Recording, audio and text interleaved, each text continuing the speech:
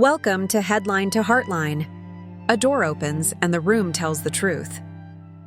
Today we are talking about what Diane Keaton herself shared about her health before she passed away. Her family has not shared a cause of death, so these words and choices from her own life matter even more as we try to understand the person behind the headlines.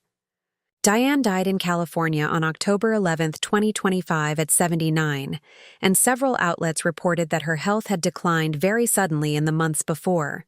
Friends said the family chose privacy, which is a choice we can honor while still learning from the parts she chose to make public. Here is what she told us while she was alive.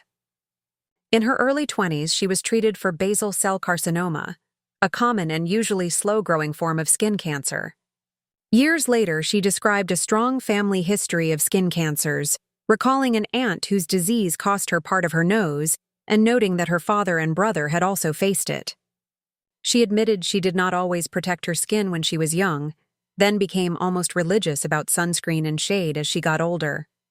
Those wide-brimmed hats were not only a signature look, they were a plan. She also talked about bulimia when she was starting out in her career, the eating disorder that involves cycles of binging and purging. She said it shaped how she thought about her body and food and that therapy helped her heal. When a woman or a man opens up about something so personal, it gives others permission to seek help without shame. That is part of her legacy too. In her final months, there were quiet signals of change that friends noticed later. Reports say she stopped the familiar neighborhood routines, and she even listed the Brentwood house she called her dream home, a place she once said she would never leave. None of this tells us why she died, only that her life had shifted, and that those closest to her kept the details close to the vest. Let me add a quick, human note. Many of us in midlife keep a hat in the car now, or a small bottle of sunscreen in a purse or glove box, because one stern talk with a dermatologist will do that. I keep one too. Hearing Diane describe her wake-up call made me feel less silly about my own, and more committed to simple habits that keep me around for the people I love. Women and men over 40 and 50 know this dance well. We balance acceptance with action, and we figure out what to let go and what to hold tight. If this conversation helps you navigate your own health story, please like and subscribe so more people can find it.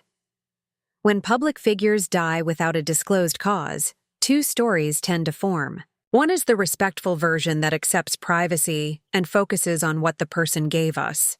The other is the speculative version that tries to connect old diagnoses to a new death. I want to be clear about the boundaries. Diane's skin cancer history and her past struggle with bulimia are facts she shared herself. The sudden decline reported in recent months is also a fact. Any leap from those facts to a cause of death is speculation. Her family's silence means we do not know, and it also means we do not need to know in order to take the lessons she offered. Wear the hat. Use the sunscreen. Check the changing spot. Ask for help when food becomes a secret or a punishment. Small, boring steps keep a lot of dreams alive.